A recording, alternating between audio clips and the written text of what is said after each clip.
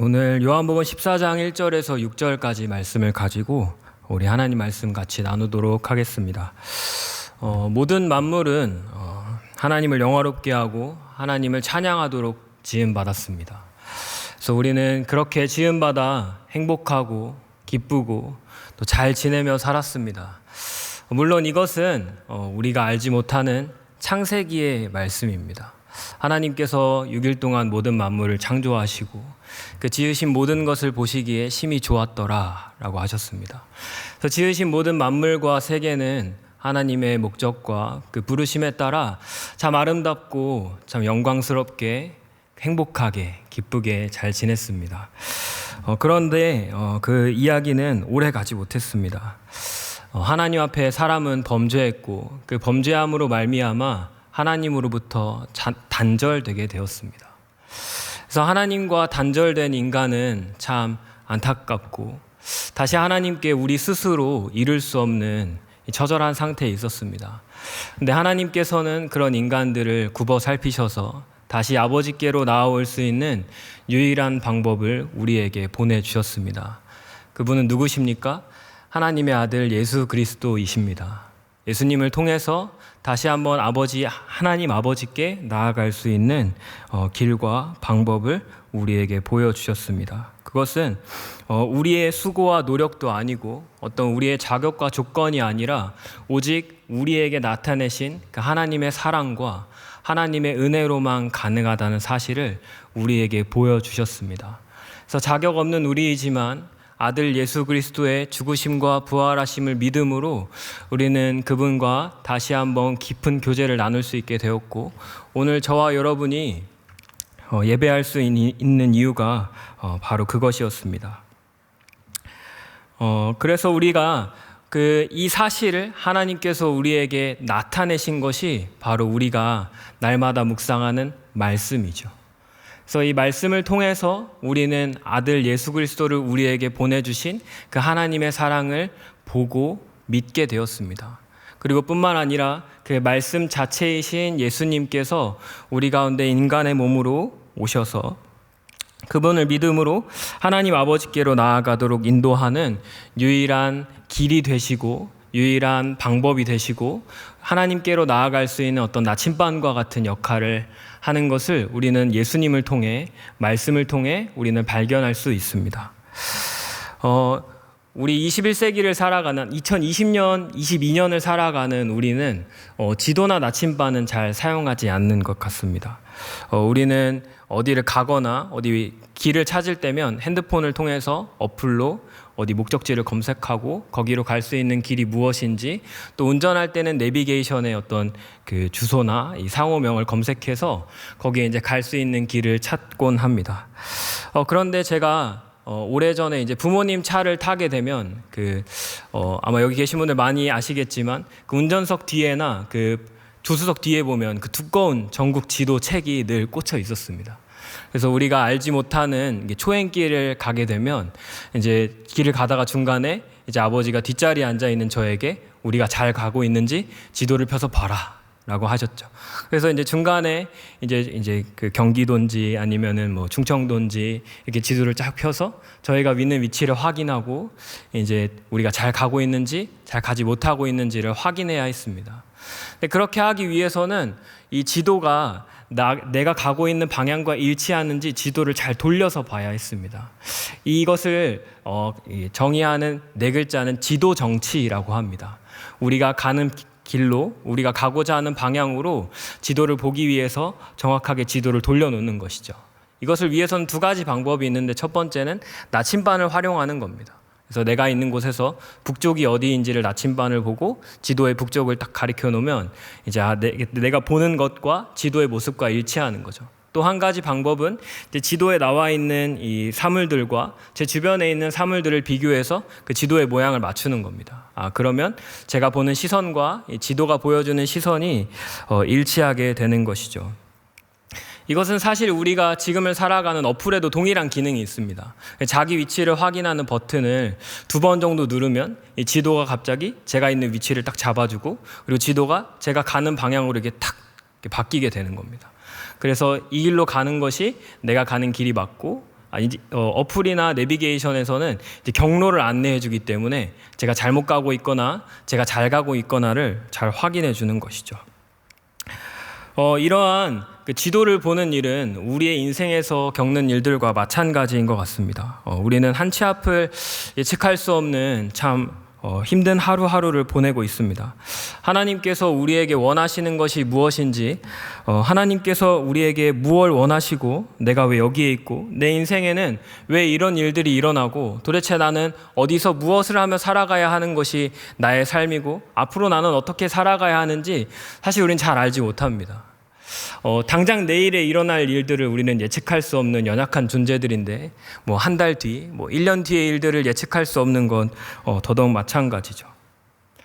그런 우리의 인생 속에 우리는 사실 답을 찾고 싶습니다. 하나님께서 우리에게 말씀해 주셨으면 좋겠고 하나님께서 우리에게 어떻게 하는 것이 하나님의 뜻대로 하나님이 나를 향한 계획과 뜻이 무엇인지를 좀 선명하게 말씀하여 주셨으면 하는 바람이 솔직한 우리의 심경입니다. 마치 하나님께서 내비게이션처럼 제주나 10m 앞에는 우회전해야 돼. 그리고 조금 있으면 방지턱이 나오니까 너무 빨리 달리면 안 되고 조금 더 가면 600m 앞에서는 과속 단속 카메라가 있으니까 속도를 줄여야 해. 그리고 앞으로 몇 킬로 더 가면 이제 목적지가 있고 거기까지 가는 데는 얼마 정도의 거리가 남았으며 몇 분 뒤에 도착하게 될 거야.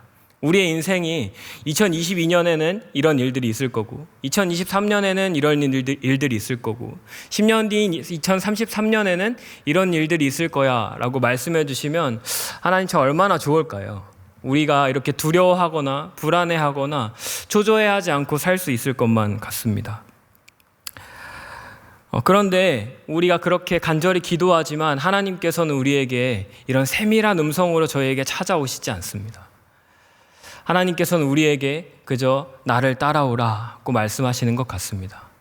하나님께서는 먼저 앞서가시는 그 십자가의 길을 묵묵히 같이 따라가자고 우리에게 동참할 것을 청하시는 것만 같습니다.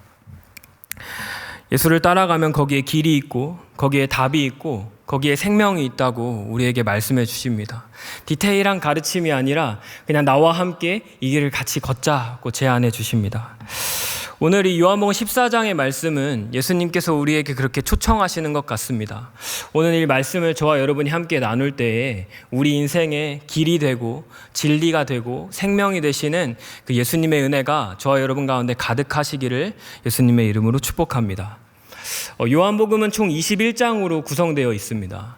요한복음은 앞에 1장부터 12장까지는 예수님께서 수많은 사역들을 어떻게 하셨는지의 기록이 담겨져 있습니다. 다른 복음서와는 달리 이 요한복음은 앞에 1장부터 12장까지의 내용들이 예수님의 한 30여 년의 모든 사역들을 다 집중해서 기록하고 있고 이어서 13장부터 21장까지는 이제 예수님께서 마지막 유월절을 보내시고 제자들과 마지막 최후의 만찬과 세족식 그리고 십자가에서 고난받으시는 그 짧은 이 기간 동안의 이야기를 굉장히 긴 이 내용의 이 성경에 기록함으로써 사도 요한이 이 성경을 기록하고 있는 목적과 이 중요하게 강조하고 싶은 내용이 무엇인지를 알려주고 있습니다. 다른 복음서의 내용을 살펴보면 다른 복음서에도 예수님께서 행하신 많은 일들을 기록하고 있는데 마태복음이나 마태, 마가, 누가복음 같은 경우는 예수님께서 마지막 유월절을 보내시고 십자가에서 어떤 일들을 당하셨는지를 한 3장에서 5장 정도의 분량을 할애하거든요. 근데 요한복음은 의도적으로 13장부터 21장까지라는 긴 내용 속에 이 십자가의 내용을 쫙 주목하고 있는 것입니다. 영화로 생각해 보면 영화를 이렇게 촬영하는 여러 가지 씬이 있는데 예수님의 그 연배를 33살이라고 가정하면 예수님의 이야기를 이렇게 쭉 담겨놓은 이야기가 1장부터 12장까지 전체 내용을 33년 정도를 다 담아놓는 거죠. 그 남은 1년의 기간, 얼마 되지 않는 이 짧은 기간에 이 짧은 스토리를 길게 늘려서 이 영화를 같이 보고 있는 독자들이 이 감독이 전달하고자 하는 메시지에 주목할 수 있도록 하는 것이죠. 그 주목하고자 하는 요한이 강조하고 싶은 이야기는 바로 십자가의 이야기였습니다. 오늘 우리가 읽은 14장의 앞에 나오는 13장의 이야기를 좀 살펴보면 요한복음에 나타나는 세 번의 유월절 중에 마지막 유월절을 보내시는 이야기로 시작합니다. 그래서 제자들과 예수님이 이제 저희가 아는 최후의 만찬의 이야기로 시작합니다. 요한복음에 나와 있지 않지만 마지막 유월절을 보내면서 예수님께서 제자들의 되게 특별한 이야기를 이제 선물해 주시는 게 그게 무엇이냐면 제자들의 발을 닦아주는 일이죠. 굉장히 충격적인 일이었을 것입니다. 제가 이게 어떤 충격일까라고 생각해 봤는데 갑자기 담임 목사님께서 나타나셔서 저보고 앉으라고 하시고 신발을 벗기신 뒤에 제 발을 닦으신다면 저는 좀 쉽지 않을 것 같습니다.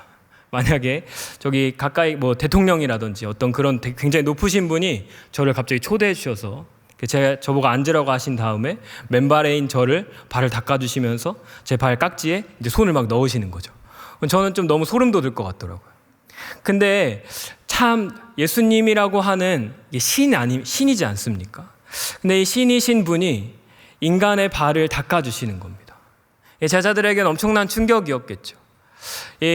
이 당시에 이런 문화가 있지 않았습니다. 이거 종들이 하는 거였거든요. 근데 예수님께서 이 일들을 보여주시고 이제 마지막 유월절을 보내는 겁니다. 예수님과 제자들이 세 번의 유월절을 보냈는데 이랬던 적이 없습니다. 예수님께서 뭔가 이 마지막 유월절에 뭔가 의미심장한 것들을 말씀하실 것만 같은 분위기를 조성하시는 거죠. 여러분, 영화라고 생각해 보십시오. 예수님이 똑같이 세 번의 유월절을 보냈습니다. 그런데 유독 이 마지막 유월절에만 이상한 퍼포먼스를 하시는 거죠.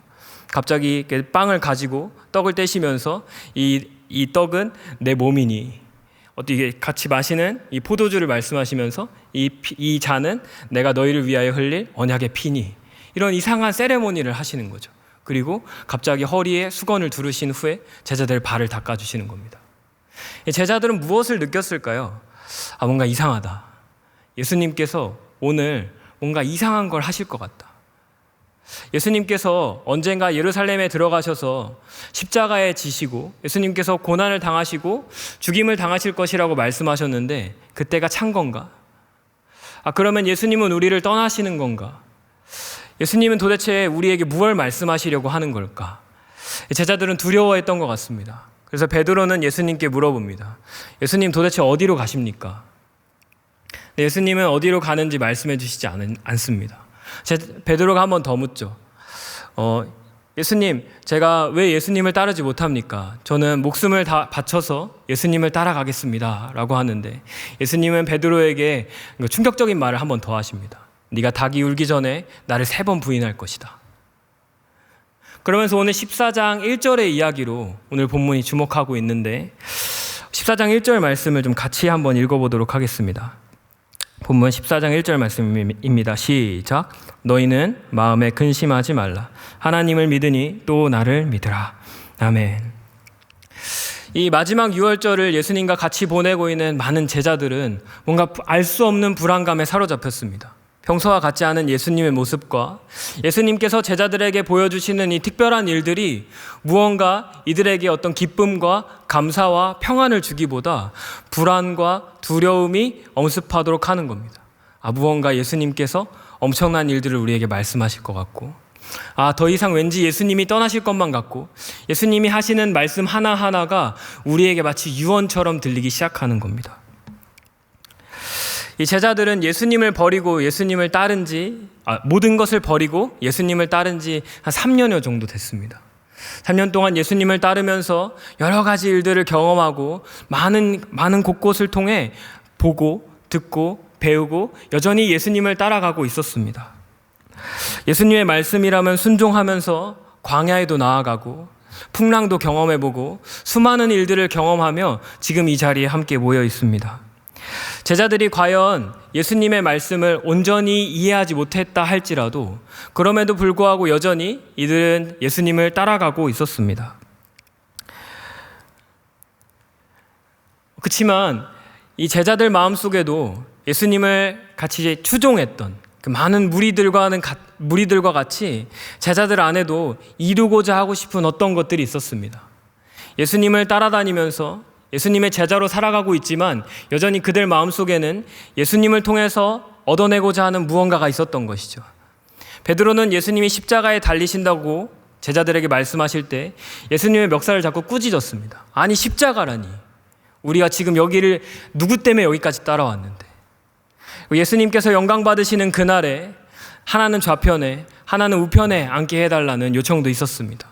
다시 말하면 제자들 마음속에도 우리가 알고 있는 것처럼 신실한 모습보다 예수님을 따랐던 많은 무리들과 똑같은 마음이 제자들 안에 있었던 것이죠. 예수님을 통해서 나도 무언가 해결받고 내 안에 가지고 있는 어떤 문제와 아픔과 슬픔들을 예수님을 통해 해결받고 성취하고자 하는 마음들이 제자들 안에 있었던 것입니다. 그런데 나의 문제가 해결되지 않았는데, 나의 문제가 예수님을 통해 변화되고 새롭게 되지 않았는데 예수님이 이제 떠나가실 것만 같은 거죠. 예수님이 이제 진짜 죽으실 것만 같은 거예요. 예수님이 더 이상 안 계실 것 같으니까 제자들 마음속에 두려움이 찾아오는 겁니다. 그래서 예수님은 제자들에게 이 마음을 아시고 14장 1절에서 먼저 말씀하시는 겁니다. 너희는 마음에 근심하지 말라. 하나님을 믿으니 또 나를 믿으라 라고 하시는 거죠. 뒤집어서 말하면 너희가 나를 믿는다면 걱정하지 마라. 너희가 나를 믿는다면 근심하지 마라 라고 하는 겁니다. 이 말씀이 참 우리에게 주시는 큰 은혜인 줄 믿습니다. 근심과 불안, 두려움 속에 있는 예수님의 제자들에게 말씀하십니다. 나를 믿는다면 근심하지 않아도 된다. 왜 그렇습니까? 예수님이 길이 되시기 때문에 그렇습니다. 예수님이 진리이시기 때문에 그렇습니다. 예수님에게 답이 있기 때문에 그렇고 예수님에게 생명이 있기 때문에 그렇습니다. 우리의 불안과 우리의 두려움과 우리의 아픔과 슬픔이 여전히 존재한다 할지라도 그분을 믿고 그분을 따르기만 하면 그분에게 답이 있고 그분에게 길이 있고 그분에게 생명이 있기 때문에 제자들에게 너희는 근심하지 말라라고 하시는 겁니다. 한 번도 걸어가 보지 못한 내일이라는 앞으로 알 수 없는 우리의 인생 속에, 몇 년 뒤 우리의 삶을 가늠할 수 없는 우리의 인생 속에 예수님을 따라가는 하루하루의 삶이 가끔은 우리의 믿음이 흔들리고 예수님을 따라가는 것이 우리가 잘하고 있는 것인지에 대한 이 불확실성 속에 사로잡힐 때가 있습니다. 저도 목사이지만 연약한 믿음으로 인해 저에게도 그럴 때가 많이 있습니다. 만약에 하나님이 안 계시다면 어떡하지? 만약에 내가 나의 모든 것을 다 버리고 예수님을 따른다고 했는데 만약에 예수님이 안 계시면 어떡하지? 내가 잘하고 있는 건가? 이런 생각이 들 때가 있지 않습니까? 우리가 살아가다 보면 보이지 않는 예수님을 믿고 따라가는 우리의 인생 속에 세상의 것들이 보이기 시작합니다. 세상에 발맞추어 살아가는 많은 사람들의 걸음걸음과 과정들이 보입니다. 그들의 삶을 살아가는 방식들이 보이고 그들과 대조되는 나의 삶의 방식이 보입니다. 그 속에서 세상이 우리에게 말하는 거죠. 그렇게 사는 거 잘못된 거야. 그렇게 살면 안 돼. 바보 같은 거야. 그런데 예수님께서 우리에게 말씀하십니다. 길이 나에게 있고 진리가 나에게 있고 생명이 나에게 있으니 너희가 나를 믿는다면 근심하지 말아라 라고 하는 겁니다. 저는 청년 일부를 담당하는 목사입니다. 그 삼일교회는 서울 중심에 위치하고 있기 때문에 서울에 사는 원주민들의 교회라기보다는 서울로 찾아오는 많은 이주민들의 도시입니다. 그래서 저희 대학생들이나 이제 대학생들이 서울에 이제 학교를 다니게 되면서 많은 사람들이 찾아오고 또 직장을 이제 서울에 구하면서 많은 사람들이 찾아오는 것들을 경험하게 됩니다. 그래서 제가 청년들을 만나게 되면 이제 많은 이야기들을 이제 하게 되죠. 근데 그들의 많은 고민들 속에 되게 중요한 이제 가장 이제 그들이 깊이 고민하는 것은 이것입니다. 하나님이 도대체 저를 왜 이곳에 보내셨는지 모르겠습니다. 하나님은 왜 저를 서울에 보내셔서, 하나님은 왜 나를 이 직장에 보내셔서, 하나님은 왜 지금 나에게 이런 일들을 허락하셔서 저에게 왜 이런 일들을 겪게 하셨는지 하나님 잘 모르겠습니다. 세상은 점점점 삶을 살아가기 힘들 것처럼 우리에게 말해줍니다. 오히려 세상의 가치를 더욱더 신뢰하고 그것들을 위해 열심히 살아가야 하는 것처럼 말해줍니다. 우리의 미래를 보장해주기보다는 우리로 계속해서 불안하게 하고 세상의 것들로 우리 스스로를 채워야만 우리가 뭔가 잘 살고 있는 것처럼 말해주고 있는 것 같습니다. 근데 그런 우리를 향해 예수님이 무엇라 말씀하십니까? 너희는 너희는 마음에 근심하지 말라. 하나님을 믿으니 또 나를 믿으라 라고 하십니다. 그분에게 길이 있고 그분에게 진리가 있고 그분에게 생명이 있기 때문에 예수님은 오늘도 우리에게 말씀하시는 겁니다. 근심하지 말라. 그리고 예수님께서 왜 근심하지 않아도 되는지, 예수님께서 무엇을 행하시는지 이제 2절에서 4절까지 말씀해 주십니다. 2절 제가 읽겠습니다. 내 아버지 집에 거할 것이 많도다. 그렇지 아니하면 너희에게 일렀으리라. 내가 너희를 위하여 거처를 예비하러 가노니 가서 너희를 위하여 거처를 예비하면 내가 다시 와서 너희를 내게로 영접하여 나 있는 곳에 너희도 있게 하리라. 내가 어디로 가는지 그 길을 너희가 아느니라. 아멘. 쉽게 말하면 이것이죠. 예수님께서 이미 많이 말씀하셨기 때문에 내가 어디로 가는지 너희가 이미 다 알고 있다. 나는 거처를 예비하러 갈 것이고 나는 다시 올 것이다. 이렇게 하는 것은 너희를 위한 거처이기 때문에 그렇다라고 하시는 거죠. 이 말씀을 우리가 읽지 않은 14장 23절에서 예수님께서 이렇게 말씀해 주십니다. 우리 14장 23절 우리 같이 한번 읽어보겠습니다. 시작. 예수께서 대답하여 이르시되 사람이 나를 사랑하면 그를 사랑하실 것이요 우리가 그에게 가서 거처를 그와 함께 하리라. 아멘. 제가 새번역 표준 새번역으로 이 동일한 말씀을 한 번 더 부탁드렸는데 한번 띄워주시면 감사하겠습니다. 새번역으로 한 번 더 읽어보겠습니다. 시작. 예수께서 그에게 대답하셨다.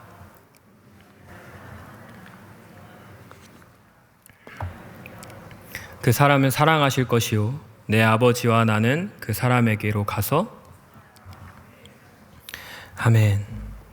예수님께서 예비하시는 거처라고 하는 것은 단순히 우리가 죽어서 갈 하늘나라, 천국을 의미하는 것은 아닙니다. 이 새번역의 마지막에 보시면 내 아버지와 나는 그 사람에게로 가서 그 사람과 함께 살 것이다 라고 되어 있습니다. 예수님이 우리를 위해 준비하실 거처, 처소는 단순히 우리가 죽어서 갈 천국을 말씀하시는 게 아니라 우리가 이 땅에서 예수님과 함께 영원토록 살 곳. 말씀을 잘 보시면 아버지와 나는 그 사람에게로 가서 그 사람과 함께 살 것이다 라고 되어 있습니다. 예수님께서 십자가를 지셔야만 우리가 하나님과 거처를 함께 살 수 있는 것입니다. 예수님께서 십자가를 지셔야만 그분과 우리가 동행할 수 있다는 사실을 우리에게 말씀해 주시는 겁니다. 예수님이 십자가를 지러 가셔야만 우리가 두려워하고 우리가 머뭇머뭇거리고 있고 불안해하고 아파하고 슬퍼하는 이 모든 것들에 하나님께서 우리와 영원히 함께 하실 수 있는 유일한 길이 예수님이 십자가를 지러 가셔야만 이루어질 수 있다는 사실을 예수님께서 말씀해 주시는 것입니다. 그런데 참 재밌게도 예수님은 제자들에게 자신이 십자가를 지러 갈 것을 이미 여러 차례 말씀해 주셨습니다. 예수님은 제자들에게 내가 십자가를 지러 가야 한다. 내가 고난을 받으러 갈 것이고 나는 십자가에서 죽게 될 것이라는 것을 제자들에게 여러 차례 말씀하셨습니다. 근데 여기 제자들은 계속 물어보는 거죠. 예수님 어디로 가십니까? 도마가 5절에서 물어봅니다. 주님 어디로 가십니까? 우리가 이미 알고 있다고 하셨는데 우리가 알지 못하는데 어디로 가십니까? 라고 하는 거죠. 이걸 뒤집어 말해보면 이것입니다. 예수님이 어디로 가는지 우리는 관심이 없다는 겁니다. 예수님이 십자가 지러 가시는 거 우리는 아무 상관없다 이겁니다. 우리가 가고 싶어하는 길이 있고 우리가 원하는 길이 있고 우리가 원하는 삶의 방식들이 있는데 예수님은 그것에 함께 가셨으면 좋겠다라는 의미입니다. 예수님이 어디로 가시는지 우리에겐 별로 중요하지 않으니 예수님 거기 가지 마시고 우리 이제 어디로 가야 하는지를 말씀해 주십시오. 우리가 원하는 것들을 이루기 위해서는 주님 우리는 어디로 가야 합니까? 라고 물어보는 것입니다. 그래서 그들은 예수님을 원하지 않고 예수님이 죽으시고 부활하시는 것들에 대한 관심보다 자신들이 이루고자 하고 자신들이 해결받고 싶어하고 자신들이 얻고 싶어하는 것들을 예수님께 물어보고 있는 것이죠. 이들을 향해 예수님은 6절의 말씀으로 답변해 주십니다. 우리가 잘 아는 말씀 14장 6절 말씀 같이 한번 읽도록 하겠습니다. 시작. 예수께서 이르시되 내가 곧 길이요 진리요 생명이니 나로 말미암지 않고는 아버지께로 올 자가 없느니라. 아멘. 제자들이 말하는 거죠. 십자가로 가는 길은 좋은 길이 아닙니다. 십자가로 가는 길은 옳지 않습니다. 거기 아닙니다, 예수님. 우리가 가고자 하는 길로 가셔야 합니다. 십자가로 가는 길 말고 다른 길이 있습니다. 그런데 예수님은 지독하리만큼 단호하게 말씀하십니다. 아니, 여기가 길이야. 아니, 여기가 진리야. 아니, 여기가 생명이야. 다른 곳으로 가면 안 되고, 다른 길로 가면 안 되고, 다른 곳은 정답이 아니고, 다른 곳에는 죽음뿐이야. 오직 나를 통해서 나와 함께 가는 것만이 오직 유일하게 하나님께로 가는 길이고, 오직 영원히 우리가 거할 처소에서 행복하고 기쁘게 살 수 있는 유일한 길이 십자가를 지러 가는 길이라고 우리에게 말씀해 주시는 것입니다. 다른 길은 없다고 하십니다. 예수님 굉장히 단호하게 말씀하십니다. 거기 가면 다 죽어 라고 말씀하시는 것 같습니다. 그런데 제자들은 계속해서 다른 길이 있다고 말합니다. 예수님, 제가 기도해 보니까 여기가 더 좋은 길 같더라고요. 예수님, 제가 찾아보니까 이쪽이 더 좋은 길 같더라고요. 우린 어디로 가면 되죠? 예수님에게 물어보는 것입니다. 그런데 예수님은 계속해서 단호하게 이렇게 말씀하십니다. 거긴 아니야. 틀렸어. 라고 말씀하시는 거죠. 예수님은 답이 아니라고 하는데 우리는 계속 거기가 맞다고 우기는 겁니다. 내가 맞아야겠다고 하는 거고, 내가 원하는 게 있고, 내가 지금 해결받아야 하는 것이 있다는 거예요. 십자가를 지러 가실 것이 아니라 내가 원하는 것, 내가 이루고자 하는 것, 나에게 필요한 것을 예수님께서 들어주셔야 하는 것이 내가 예수님을 따르는 이유, 내가 예수님과 함께하는 이유라고 하는 것이죠. 우리의 죄는 이런 것입니다. 내가 원하는 때, 내가 원하는 것을 내가 원하는 방법으로 얻고자 하는 우리의 마음입니다. 다시요. 우리의 죄는 내가 원하는 것을 내가 원하는 때에 내가 원하는 방법으로 얻고자 하는 것입니다. 그런데 예수님은 그렇게 말씀하시지 않습니다. 아니, 그건 틀렸어. 나와 같이 십자가의 길을 가자.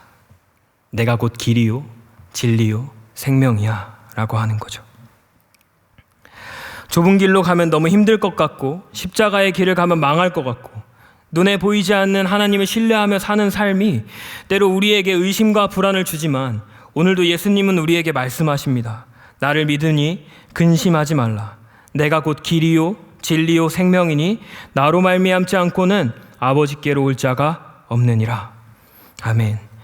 이 약속의 말씀이 오늘을 살아가는 저와 여러분에게 인생길의 유일한 나침반처럼 우리의 길을 인도하시는 예수님의 말씀이 되시기를 예수님의 이름으로 축복합니다. 우리는 예수님을 따르는 사람들을 지칭하여 성도라고 부릅니다. 예수님을 따라 거룩한 삶을 살기로 결단한 무리들이죠. 내가 가고자 하는 길은 따로 있었는데, 내가 원하는 곳은 다른 곳이었는데, 주님의 말씀을 신뢰하고 두려움을 내어놓고 주님을 따랐더니 예수님이 인도하신 것을 경험하게 되는 것입니다. 이것이 성도의 삶인 줄 믿습니다. 우리가 원하는 것을 잠시 내어놓고 그분의 말씀이라면, 그분이 하시는 일이라면 신뢰하는 마음으로 우리의 두려움을 내어놓고 그분과 함께 길을 걸었더니 예수 인도하시네, 예수 인도하셨네를 경험하게 된 은혜가 저와 여러분 가운데 있기를 예수님의 이름으로 축복합니다. 그래서 우리가 자주 부르는 찬송의 가사처럼 나의 갈 길 다가도록 예수 인도하시니 어려운 일 당할 때도 족한 은혜 주시네. 나는 심히 연약하고 영혼 매우 가라나 나의 앞에 반석에서 샘물 나게 하시네. 아멘이십니까? 내 인생에 보이지 않는 예수님만 의지하며 십자가를 붙들고 거룩한 백성으로 살기를 힘쓰며 동행했더니 다 이해할 수 없는 하나님의 손길이 족한 은혜를 주시고 광야와 같은 우리의 삶 속에서 샘물을 허락하셨다. 더 놀라운 사실은 이렇게 주님과 함께 믿음의 길을 걸어갈 때에 우리에게 주시는 축복은 영영 부를 찬송 예수 인도하시네입니다. 말씀을 정리하려고 합니다. 우리는 한치 앞을 알 수 없는 인생을 살아가고 있습니다. 어디로 가야 할지, 무엇을 해야 할지 알 수 있는 방법이 도통 없습니다. 세상의 여러 이야기들은 우리를 너무나 혼란스럽게 하고 때로 십자가를 지고 예수님을 따르는 것이 너무나 부담스럽고 두렵기만 할 때가 있습니다. 그러나 예수님은 오늘도 단호하게 우리에게 말씀하십니다. 나를 믿으니 근심하지 마라. 내가 곧 길이요 진리요 생명이니 나로 말미암지 않고는 아버지께로 나올 자가 없느니라. 우리의 복잡한 인생의 여정 속에 예수님을 올려놓으면 우리가 가야 할 명확한 방향이 보이게 되는 줄 믿습니다. 아, 저기구나. 예수님이 저기서 십자가 길고 가시는구나. 그 뒤를 따르면, 그 길을 우리가 함께 걸으면 예수님이 우리를 인도하시겠구나. 믿음을 가지고 주님을 따라갈 때 놀랍도록 역사하시는 그 하나님의 인도하심을 경험하게 되시는 저와 여러분들 다 되시기를 예수님의 이름으로 축복합니다. 우리 아까 제가 나눴던 찬송가 384장의 찬양을 좀 같이 부르시면서 우리 좀 같이 기도하고 오늘 예배를 좀 마쳤으면 좋겠습니다.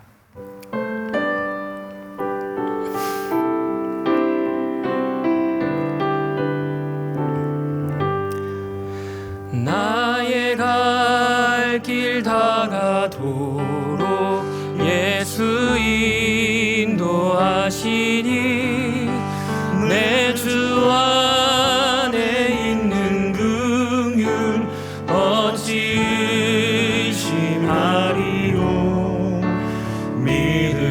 믿음으로 사는 자를 하늘 위로 받겠네. 무슨 일을 만나든지 만사 형통하리라. 무슨 일을 만나든지 만사 형통하리라. 나의 갈 길 나가도록 예수 인도하시니